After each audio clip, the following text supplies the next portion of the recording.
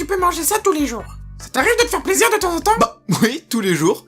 Vous n'imaginez pas le nombre de fois que j'ai pu entendre cette phrase. Mais on n'est pas du tout obligé de manger salement pour se faire plaisir en fait. Et avoir une alimentation saine ne signifie pas qu'on ne mange jamais comme un gros porc. Dans cette vidéo, vous l'avez deviné, on va parler du plaisir dans une alimentation saine.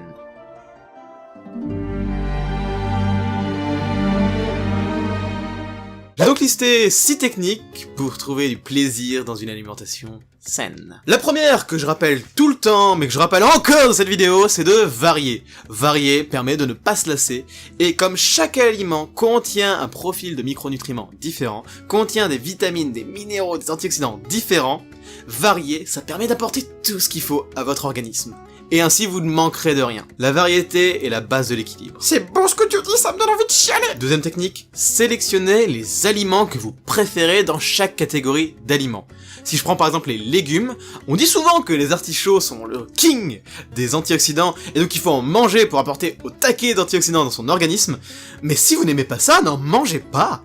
Des antioxydants, on en trouve dans plein d'aliments. Ne vous forcez pas à manger un aliment parce qu'on vous dit que c'est le meilleur de sa catégorie. Donc sélectionnez les aliments que vous aimez. C'est le plus simple, on n'a pas besoin de se prendre la tête à savoir qui est le meilleur. Moi j'aime bien quel artichaut. Rien à voir, Daniel. Rien à voir. Troisième technique, apprenez à préparer les aliments de différentes façons. Prenons un exemple. Les carottes. Parce que c'est un de mes légumes préférés. C'est quand même hyper cliché, hein. De quoi? Bah t'es roux et ton légume préféré c'est les carottes.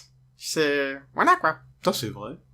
Soit vous pouvez la manger donc crue en croquant dedans comme ça, soit vous pouvez la découper pour la mettre dans une salade, soit faire des carottes râpées, donc même crue, il y a plein de façons de préparer une carotte. Vous pouvez également les préparer en soupe ou en jus si c'est ce que vous aimez. Au niveau de la cuisson, vous pouvez les faire soit cuire à l'eau, soit à la vapeur. Les cuire ça va les rendre plus fondantes ta bouche. Vous pouvez également en faire des carottes à la poêle, faire des carottes Vichy avec un petit peu de beurre et un tout petit peu de sucre. Mouah. Et sinon vous pouvez également faire des mélanges, vous n'êtes pas obligé de le manger seul ce légume. Carottes, vous pouvez par exemple, les mettre avec des pommes de terre.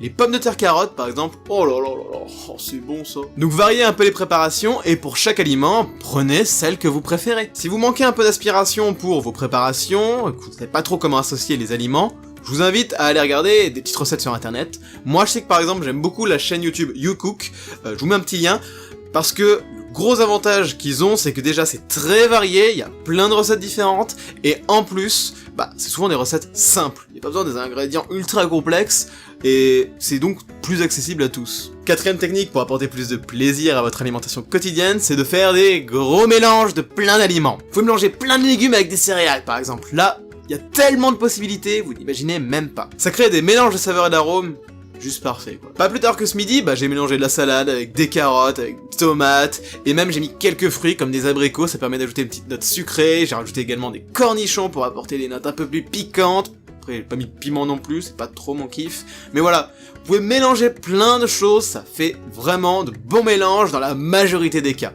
Testez, faites des tests. Cinquième technique, là, c'est un gros mélange de plein de petits plus qui rajoutent vraiment quelque chose à vos plats. Déjà, avec les salades de légumes crus, c'est une bonne vinaigrette. Ça fait tout une bonne vinaigrette. Ma préférée, c'en est une qui est toute simple, qui est rapide à faire, c'est simplement de l'huile d'olive, un petit filet, mais vraiment très léger, d'huile de sésame, parce que ça rajoute beaucoup de goût, il n'y a pas besoin de mettre beaucoup pour que ça ajoute du goût, et un petit peu de vinaigre balsamique. Et éventuellement, si j'en ai, j'ajoute un petit peu de moutarde. Et voilà, tout simple, ça me prend quelques secondes à préparer, et pourtant c'est parfait pour toutes les salades, je trouve. Ou alors on peut faire une petite mayonnaise maison, et ça c'est vraiment le feu. Deuxième chose que j'aime bien rajouter dans mes plats, c'est tout un tas de petites sauces asiatiques. Il y en a deux qui me viennent en tête. La première, c'est la sauce Nyok Mam. Ah nul si c'est pas le prononcer. C'est une sauce à base de poisson fermenté, et je trouve que ça va très bien avec les salades. La deuxième sauce donc qui me vient en tête, c'est la sauce soja.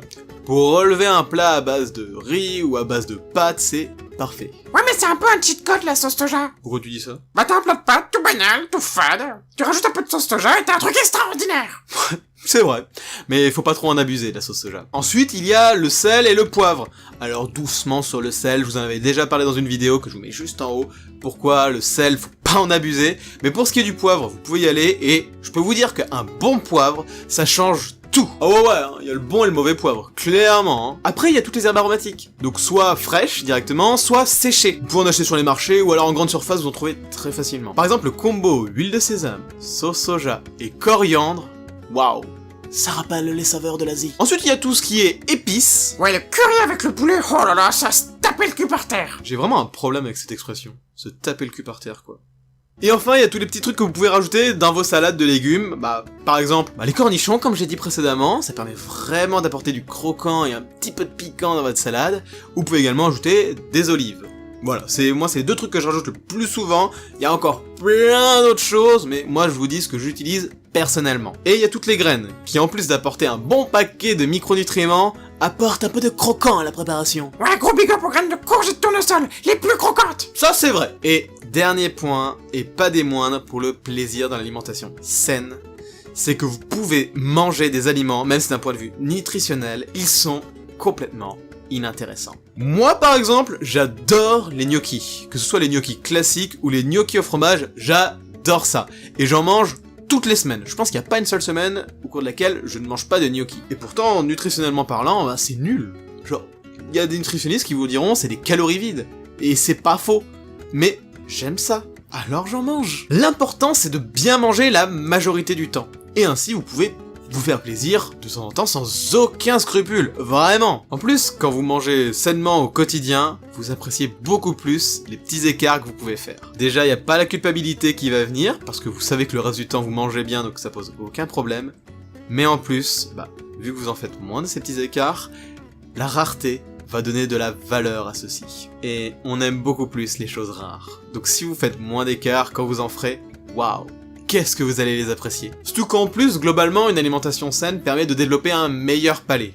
Alors du coup, ces explosions de saveurs que vous pouvez créer. Voilà, sur ce, maintenant, vous savez tout sur le plaisir dans l'alimentation saine. Ce n'est pas parce qu'on mange bien qu'on ne peut pas se faire plaisir. Ça ne marche pas comme ça dans la vie, ce n'est pas ou tout noir ou tout blanc. Comme d'habitude, si la vidéo vous a plu, abonnez-vous pour ne pas louper les prochaines. Et si vous êtes vraiment intéressé par la nutrition, je vous invite à vous inscrire au Petit Encas. Je vous mets un lien dans la description, c'est chaque semaine un petit mail que je peux vous envoyer où je vous fais quelques petits articles, quelques petites astuces sur la nutrition. C'est gratuit et vous pouvez vous inscrire si jamais ça vous plaît pas. N'oubliez jamais que la nutrition est un jeu auquel tout le monde joue.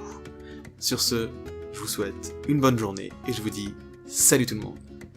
Qu'est-ce qui fait chaud? Mais qu'est-ce qui fait chaud? C'est la canicule!